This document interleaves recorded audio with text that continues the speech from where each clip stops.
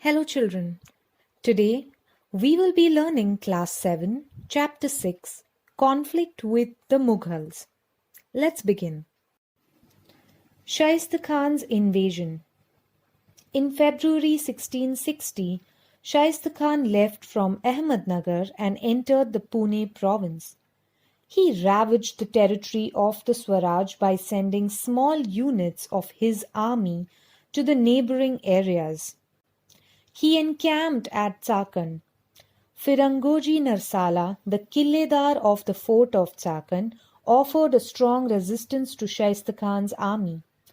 Finally, the Mughals captured the fort of Chakan. Shaista Khan set up his camp at Lal Mahal in Pune, where Shivaji Maharaj had lived in his childhood. Khan sent his forces in the regions around Pune. These forces looted the people. 2 years passed, but he would not think of leaving Pune. Naturally, this had an adverse effect on the people's morale. In these circumstances, Maharaj drew up a bold plan. Shivaji Maharaj decided to raid Lal Mahal secretly under his own leadership. On 5th April 1663, Maharaj raided Lal Mahal at night with a select band of soldiers. In this raid, Shaista Khan lost his fingers. He suffered great humiliation. He left Pune and shifted his camp to Aurangabad. Due to this episode, he incurred the displeasure of Aurangzeb. Aurangzeb transferred him to the province of Bengal. The successful attack on Shaista Khan had an impact on the people, and their faith in the capability of Maharaj was strengthened even further. The Surat Campaign. In 3 years' time, Shaista Khan had ravaged large territories of the Swaraj. It was necessary to make good this loss. For this, Shivaji Maharaj devised a plan for teaching the Mughals a lesson. Surat was a big trade center and a port under Mughal control.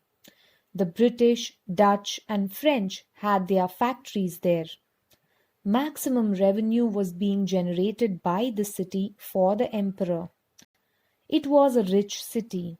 Maharaj marched on Surat.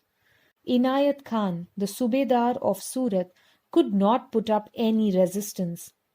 Maharaj obtained plenty of wealth from Surat without bothering the common people. His campaign of Surat was completely successful. This campaign was a stunning blow to Emperor Aurangzeb's prestige. Jai Singh's invasion. With a view to curbing the increasing activities of Shivaji Maharaj, Aurangzeb sent Mirza Raja Jai Singh, an experienced and powerful Rajput Sardar. Jai Singh came to Pune. He started rallying all the forces against Shivaji Maharaj. To the Portuguese of Goa and Vasai, the Dutch of Vengurla, the British of Surat, and the Siddhis of Janjira, Jai Singh suggested that they should start a naval campaign against Maharaj. Jai Singh drew up a plan of capturing the forts in possession of Maharaj. Mughal forces were sent to various parts of the Swaraj. They ravaged the territories of the Swaraj. Maharaj endeavoured to resist the Mughals. Jai Singh and Diler Khan laid siege to the fort of Purandar. When the Mughals put the fort of Purandar under siege, Murarbaji Deshpande fought with the greatest of courage. He died a hero's death. Considering the seriousness of the situation, Maharaj began talks for a treaty with Jai Singh. He met Jai Singh personally. A treaty between Jai Singh and Maharaj was signed in June 1665.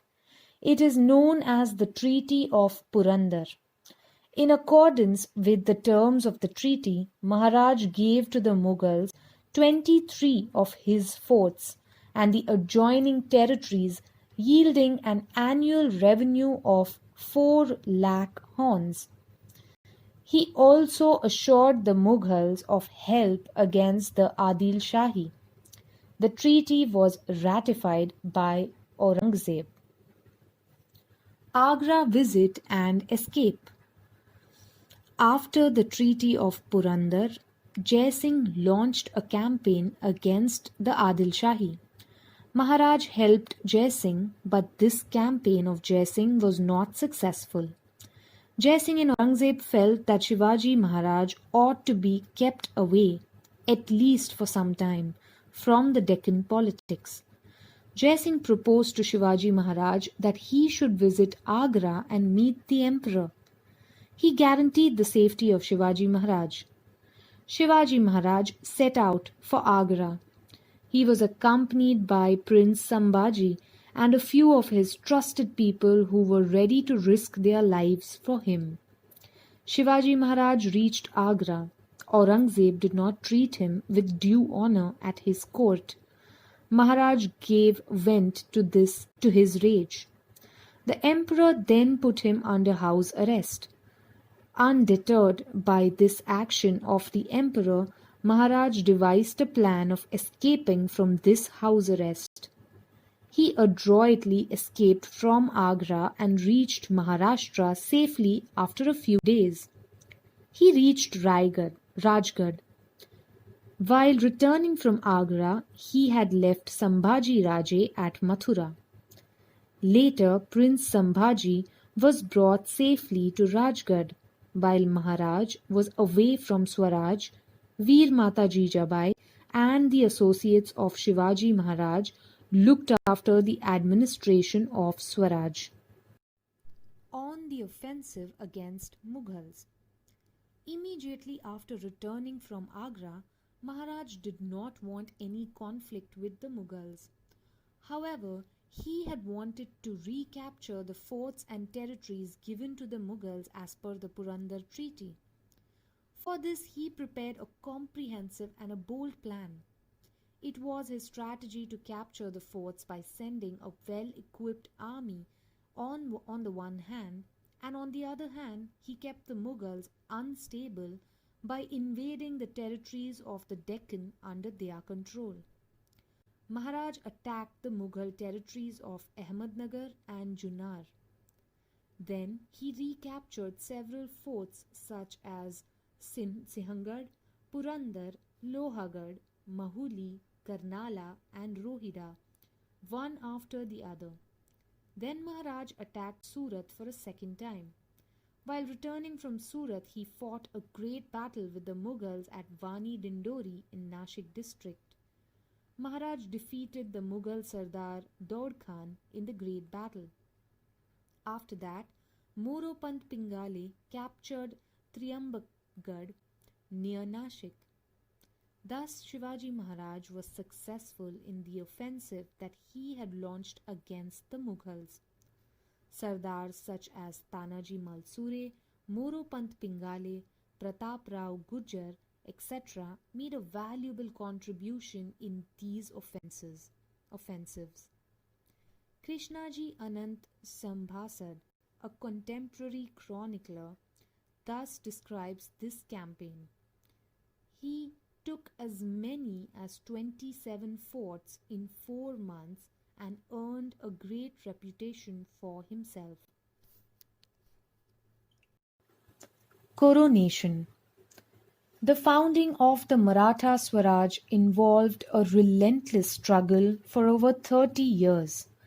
Maharaj realized that now it was necessary for the Swaraj to win general recognition as a sovereign independent state.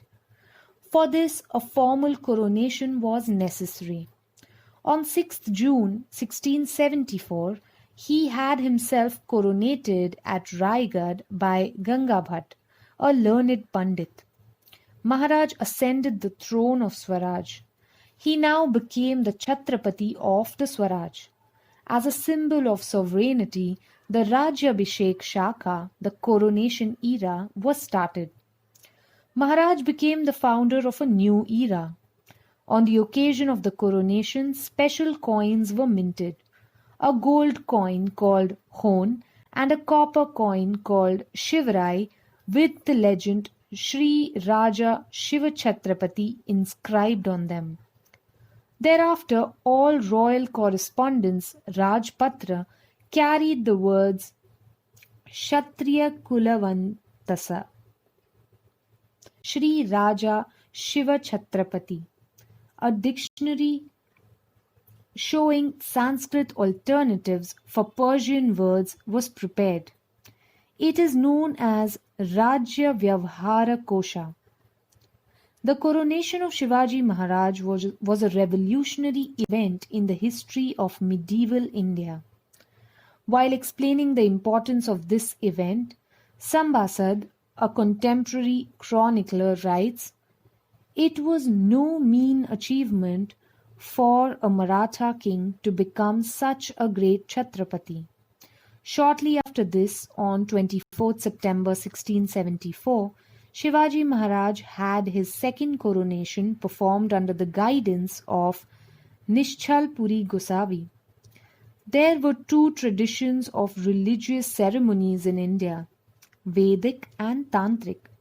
Maharaj honored both the traditions and had two coronation ceremonies performed. The Campaign of the South.